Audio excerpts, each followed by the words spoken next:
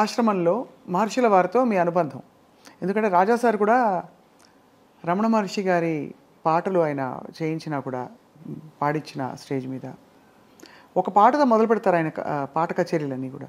జననీ జననీ జననీ జగం నీవే జగత్కారణియే తరర కళ్యాణ రాగం.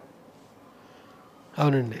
సో మీ ఆధ్యాత్మిక ప్రయాణం ఏంటి సార్? ఒకవైపు ఇంత చమత్కారం, ఇంత అసలు కదిలిస్తే ఇలా నవ్వించే పంచులు పడుతున్నాయి ఇందా నుంచి, ఇంకోవైపు మీరు ఇలా ఆశ్రమాలకు వెళ్తారంటే అర్థం కావట్లేదు. అంటే బొమ్మ ఏమిటి సార్ మీ లోపల మదనం ఏమిటి ఆశ్రమానికి వెళ్ళడానికి? ఏమీ పైకి ఎలా ఉంటానో లోపల వేరే విధంగా ఉంటాను.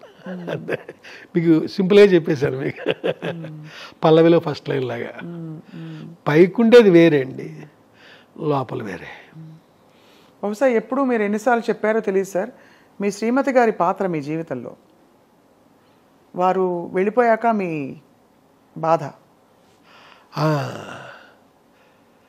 నా గురించి తనకి ఏమీ తెలియదండి, ఏమీ తెలియదు.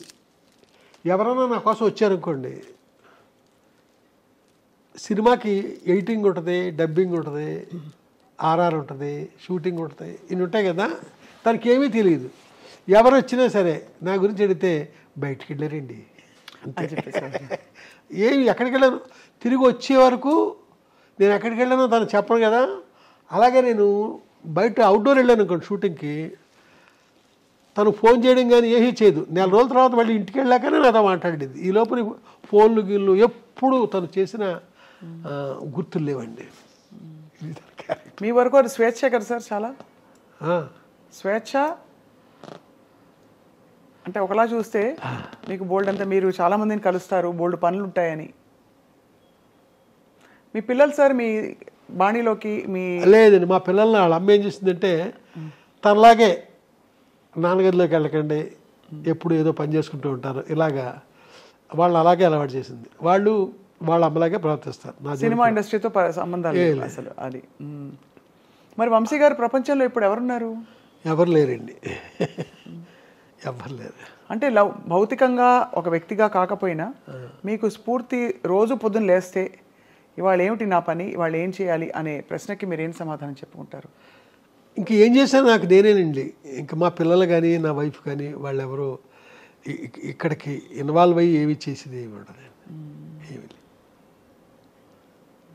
మరి వంశీ గారు ఇప్పుడు మీరు 2 సినిమాలు తీయబోతున్నారని వినికిడి. ఫ్యాషన్ డిజైనర్ మీరు అనుకున్న స్థాయిలో విజయవంతం కాలేదు, 8% కాల. మరి దానికి ఏమన్నా బేరేజ్ వేసుకుని చూసారా? ఎందువల్ల ఇది వర్కౌట్ అవ్వలేదు, హిట్ అవ్వలేదు? 100% నేను చూశానండి. ఎందువల్ల అవ్వలేదు కూడా నాకు అర్థమైంది. అవ్వకపోవడం కరెక్ట్ అని కూడా అనిపించింది. ఇప్పుడు మరి రాబోయే సినిమాలు ఏంటి సార్ కథాంశాలు? అంటే ప్రతివాడు కూడా బాగుంటుంది రేపు పొద్దున్న నా సినిమా అనుకునే చేస్తాడు కదండి. అవునవును, బాగోదని ఎవరు చేయరు. రేపు సినిమా డెఫినెట్గా బాగుంటుంది అనే నమ్మకంతోనే నేను మొదలున్నాను. ఈ సినిమాలో ఎవరు సార్ తారాగణం? ఎలాంటి కళ్ళు కనిపిస్తాయి? అక్కడ దాకా రాలేదండి, ఆ కథ జరుగుతూ ఉందండి. తెలిసిన మొహాలు ఉంటారని ఆశిస్తున్నాం. తెలియని వాళ్ళు, తెలిసిన ముఖాలు ఏవో మరీ స్టార్స్ అలాంటి వాళ్ళు ఉండరు, ఈ పాపులర్ కమెడియన్స్ వాళ్ళు ఉండరు నా సినిమాలోనే. తర్వాత వాళ్ళు పాపులర్ వచ్చేది వేరే సంగతి, ఉండరు. ఒక మోస్తరు మనుషులతోనే వెళ్తుంది. ఇప్పుడు ఏప్రిల్ 1 విడుదల ఉంది, ఎవరున్నారు? అవును వాళ్ళు దృష్టిపడ్డారు ఉంది, ఎవరున్నారు? గోపిక గోదావరి ఉంది, ఎవరున్నారు? అలాగే నాకు ఆర్టిస్టులే వాళ్ళు, బట్ పాపులర్ పీపుల్ ఉండరండి. అలాంటి వాళ్ళతోనే నాకు సినిమా పండుద్ది, లేదా ఫ్లాప్ అవుద్ది. వంశీ గారు మీరు మంచి భోజన ప్రియులు.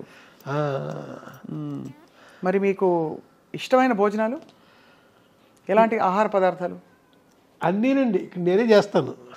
మీకు వంట బాగా వచ్చైతే? పర్లేదండి, నేను చేసే వంటలు పట్టుకెళ్ళడానికి ఆడవాళ్ళే వస్తుంటారండి. అవునా? రాజా సార్తో మళ్ళీ మీ ప్రయాణం మళ్ళీ పునఃప్రారంభించే అవకాశం ఉందా? ఏమో తెలియదండి, తెలీదు మరి, ఏమో తెలియదండి. ఆయనైతే నేను ఎప్పుడు సినిమా వెళ్ళినా ఆయన రెడీ, అది వేరే సంగతి. ఇక్కడ చూసుకోవాలండి ఆ బడ్జెట్లు అవన్నీ పూర్వలా లేవు, బాగా పెరిగిపోయినాయి. మరి ఇక్కడేమో నాకు అది అందుకోగలనా అనే రేంజ్కి నేను ఆలోచిస్తాను. అవును, అదొక చాలా పెద్ద. సార్, ఎవరు ఇతర సంగీత దర్శకులు మిమ్మల్ని ఆకర్షించలేదా? అంటే ఇష్టపడిన వాళ్ళు ఇతరులు ఉన్నారా, ఇతర సంగీత దర్శకులు? లేదండి, నన్ను చాలామంది గౌరవిస్తారండి. కీరవాణి గారు, లేకపోతే మన మణిశర్మ, వీళ్ళందరికీ నేనంటే చాలా గౌరవం. అలా కాదు, మీకు వాళ్ళంటే ఇష్టం? అయ్యో, వాళ్ళ పాటలు. అవునండి. నాకు ఇప్పుడు ఇళయరాజా ప్రస్తావన మీరు తీసుకొస్తున్నారు కాబట్టి అదే మాట్లాడుతున్నాను. అంటే ఇది ఒక తిరుగులేని ఒక ఎవర్ గ్రీన్ కాంబినేషన్. అవునండి. ఇప్పుడు హైదరాబాద్ శంకర్ గారు ఉన్నారండి, మనుషులు మట్టి బొమ్మల్లో ఎంత మంచి పాట అండి అది. మనుషులు మట్టి బొమ్మల సినిమాలో ఆ పాట మీకు ఇంటర్వ్యూ అయిపోయిన తర్వాత వినిపిస్తాను. ఎంత చక్కని పాట అండి అది. మహానుభావులు ఉన్నారండి. బి శంకర్ కదా ఆయన పేరు. ఎంత, అలాగే కోదనపాండి గారి ఎన్ని మంచి పాటలు ఉన్నాయండి. ఉన్నాయండి చాలా. టి చలపతిరావు గారి ఎన్ని మంచి పాటలు ఉన్నాయి. ఇంకా రాజేశ్వరరావు గారి మాట్లాడక్కర్లా. అమ్మో, అసలు బాపు గారు